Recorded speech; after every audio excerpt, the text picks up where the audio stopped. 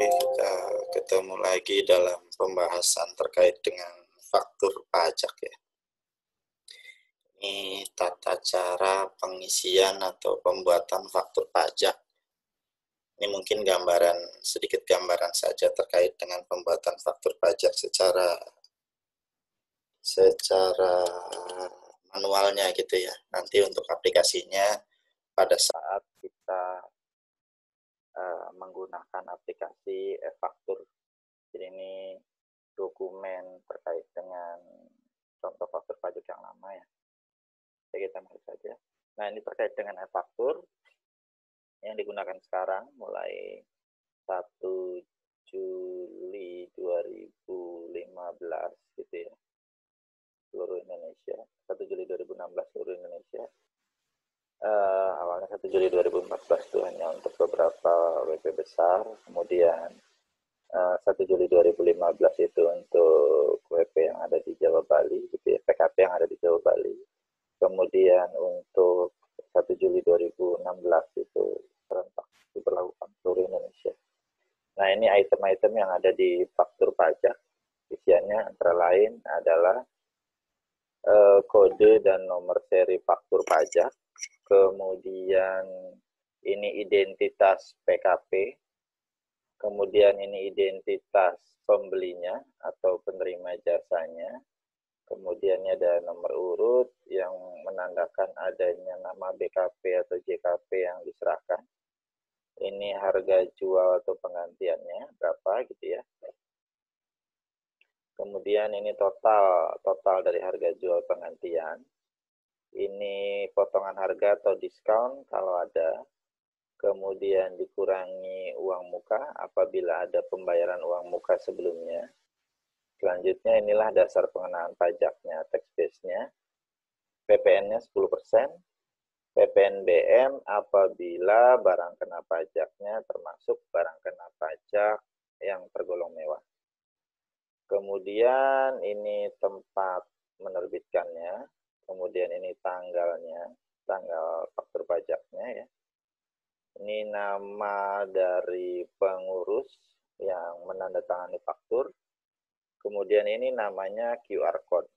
Nah, ini karena sudah ada QR Code, maka pengawasan terkait dengan faktur pajak menjadi lebih mudah. Kenapa? Karena kalau si pembeli menerima faktur pajak dari penjual, dia cukup dengan aplikasi yang ada di handphone saja yang bisa membaca QR Code gitu ya, kemudian diarahkan ke sini. Jika muncul dokumen asli yang sama persis, maka itu adalah asli faktur pajaknya gitu ya. Tapi kalau jika tetap nongol gambar seperti ini juga, nggak muncul-muncul, itu berarti palsu gitu ya. Oke, kita lanjut saja. Kode dan nomor seri faktur tadi diisi kode transaksi, jadi bisa 01, 02, 03, kemudian 04, ya, 06, 07, 08, 09, kemudian statusnya bisa 01, 0 gitu ya, belakangnya itu kode ketiganya itu, urutan digit ketiganya bisa 0 atau 1 kalau faktur pajak pengganti. Kemudian nomor seri fakturnya ini yang sudah diberikan oleh DJP. Kemudian identitas PKP tadi, identitas penjualnya. Nama BKP atau JKP sesuai BKP JKP yang sebenarnya diserahkan. Kemudian dalam hal dia merupakan uang muka atau termin, maka cantumkan keterangannya, mau uang muka atau mau termin, gitu ya. Cantumkan bahasa uang muka atau bahasa terminnya. Lanjut, harga jual penggantian atau uang muka atau termin. Ini harga jual penggantiannya itu atas jumlah keseluruhan sebelum dikurangi uang muka atau termin. Gimana kalau misalkan itu uang muka atau termin? Jika itu uang muka atau termin, maka harga jual atau penggantiannya diisi total. Nah, uang mukanya akan masuk ke DPP. Nah, ini. Uang muka atau termin, maka akan masuknya ke DPP. Jadi, dasar pengenaan pajaknya di sini yang akan berubah. Jadi, akan terjadi perbedaan. Nilai nilai dari harga jual penggantian dengan yang dasar pengenaan pajak, jika memang itu uang muka atau termin. Kemudian jumlah harga jual atau penggantian, berarti jumlah dari sini aja, berapa totalnya. Lanjut potongan harga, kalau ada diskon yang tadi ya. Uang muka yang telah diterima, ini nilai uang muka yang telah diterima sebelumnya. Nah, kan di sini ada uang muka. Pada saat dia pelunasan, maka total uang muka yang sudah dibayarkan, maka dicantumkan di sini. Berapa total uang mukanya. Sehingga nanti DPP-nya hanya sisanya saja. Gitu ya. Jadi dasar pengenaan pajaknya, jumlah harga jual, penggantian, uang muka, termin dikurangi dengan potongan harga dan uang muka yang telah diterima, atau diisi dengan DPP nilai lain sesuai dengan ketentuan perpajakan ya. Sudah pernah dipelajari gitu ya. Nanti kalau mau refresh saya akan kasih lagi bahannya terkait dengan DPP nilai lain. Kemudian PPN-nya 10% dari DPP, PPNBM-nya apabila terjadi penyerahan BKP yang tergolong mewah. Nah, mungkin kita refresh dulu terkait dengan saat pembuatan faktur pajak, bahwasanya ada saat penyerahan, ini secara umum seperti ini. Lanjut saat penerimaan pembayaran atas uang muka ya, jadi ada pembayaran sebelum penyerahan, jadi ini uang muka. Ini saat penerimaan pembayaran termin, apabila penyerahan sebagian tahap pekerjaan, jadi ada termin 1, ada tahapan di termin 1, apa sih yang diminta, misalkan fondasinya saja, itu ini biasanya konstruksi. Termin kedua, misalkan lantai atau tembok. Termin ketiga, misalkan atap dan segala macam gitu ya, sampai dengan selesainya pekerjaan. Nanti akan kita bahas satu-satu. Kemudian saat PKP rekanan menyampaikan tagihan ini kepada bendahara pemerintah sebagai pemungut PPS dan saat lain. Oke, kita bahas satu-satu teman-teman, kalian contohnya. Ini misalkan saat penyerahan BKP atau JKP. Ada kasus, misalkan PT Duitku menjual 1 unit barang dagangannya, barang dagangan, berarti nggak mungkin bahwasanya dia 09 gitu ya. Berupa komputer kepada PT Duitmu dengan harga jual sejumlah 100 juta pada tanggal 10 Januari 2020. Maka PT Duitku akan menerbitkan faktur pajak tanggal 10 Januari 2020 dengan kode transaksi 01.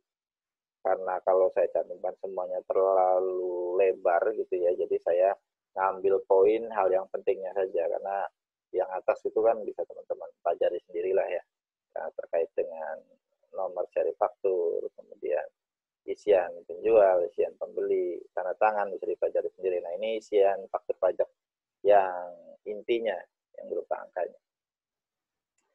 Nama barang 1 unit komputer, kalau misalkan detail ada spesifikasinya boleh, misalkan mereknya apa, tipenya apa, cantumkan. Harga jual penggantian uang muka terminnya 100 juta, nilai totalnya. Kemudian harga jualnya 100 juta, potongan harganya di sini nggak ada kebetulan. Kalau ada nanti cantumkan. Kurangi potongan harga, dikurangi uang muka yang telah diterima berapa. Kalau ini kan nggak ada ya. Kemudian langsung DPP-nya sama 100 juta, PPN-nya 10%, 10 juta. Bagaimana kalau saat penerimaan pembayaran atau yang saya bilang tadi uang muka? Ini misalkan contohnya, PT Duitku menjual 1 unit barang dagangannya berupa komputer kepada PT Duitmu dengan harga jual sejumlah 200. Adapun gitu ya, pembayaran di muka dilakukan pada tanggal 15 Januari 2020 sejumlah 20%. Selanjutnya pada tanggal 15 Februari 2020 sejumlah 40% sekaligus penyerahan barang. Oke, penyerahan barangnya di sini terjadi 15 Februari. Sisanya tanggal 15 Maret 2020 pelunasan. Oke, kita analisa dulu. Berarti yang pertama ada uang muka ya. Uang muka sebelum penyerahan. Berarti ini tanggal 15 Januari 20%. 20% kali 200 berarti 80 juta. Oh, 22. Maaf. Sorry. 20% kali 200. Sorry, 20% kali 200, 40 juta. PPN-nya 4 juta. Ini kode transaksinya 01. Kemudian selanjutnya PT Duitku menerbitkan faktur pajak. Ini yang faktur yang keduanya. 15 Februari 2020 dengan kode transaksi tetap 01. DPP-nya itu adalah 160 juta. PPN-nya 16 juta. Karena sudah terjadi penyerahan. Sehingga pada saat nagih tanggal 15 Maret cukup nagih invoice-nya saja. Tanpa disertai dengan faktur pajak. Karena sudah terjadi di sini faktur pajaknya selesai ya. Oke, kita contohkan fakturnya bagaimana. PT Duitku menerbitkan faktur pajak tanggal 15 Januari 2020 dengan kode transaksi 01. DPP-nya 40 juta, PPN 4 juta. Kita lihat, 1 unit komputer.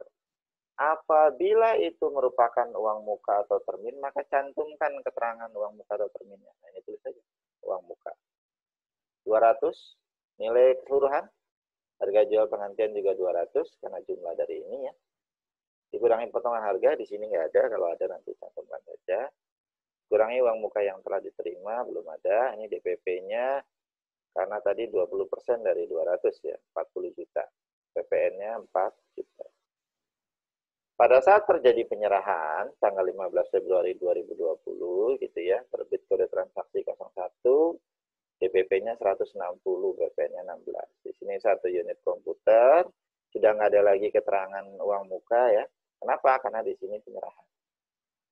Ini 200 juta, harga jualnya sama, 200 juta, dikurangi uang muka yang tadi sudah, yang tanggal 15 Januari, 40 juta, sehingga DPP-nya 200 kurangi 40, 160, PPN-nya 16 juta.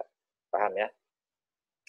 Oke, jadi tadi penyerahan sudah, saat pembayaran sudah, kita masuk ke saat penerimaan pembayaran termin. PT Bangunku merupakan perusahaan jasa konstruksi. Dia mendapatkan kontrak dari PT Bangunmu untuk mendirikan ruko dengan nilai pengantian 1M pada tanggal 20 Januari 2020. Adapun kesepakatan pembayarannya, jadi perjanjiannya demikian. Termin 1 misalkan ketika sudah diselesaikan fondasi senilai 25%.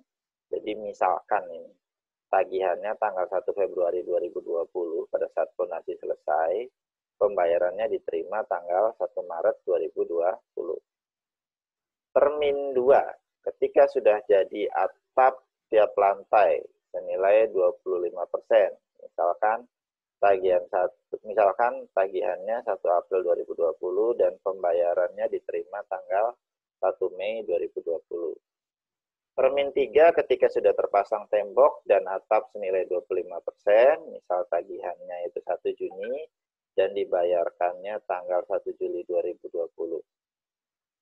Termin 4 ketika bangunan sudah selesai dan diserah terimakan senilai 25%, adapun sebesar 5% dari nilai proyek akan dijadikan retensi dan dibayarkan pada saat 3 bulan sejak serah terima bangunan.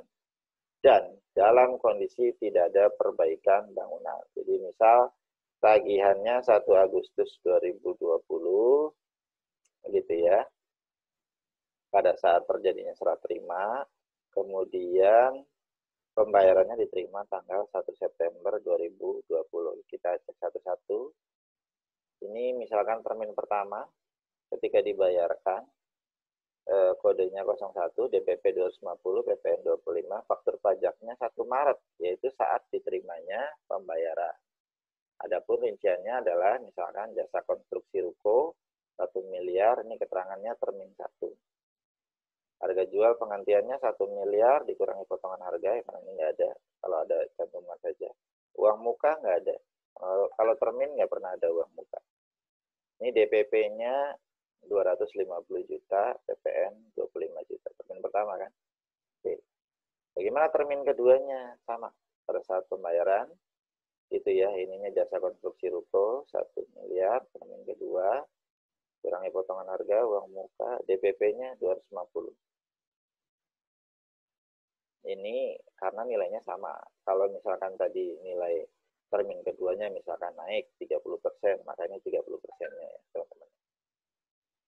Ini termin ketiga, ini 250 juta juga, faktur pajaknya tanggal 1 Juli saat diterima pembayaran, ini jasa konstruksi ruko 1M, termin ketiga, harga jual pengantian 1M, DPP-nya 250, PPN-nya 25.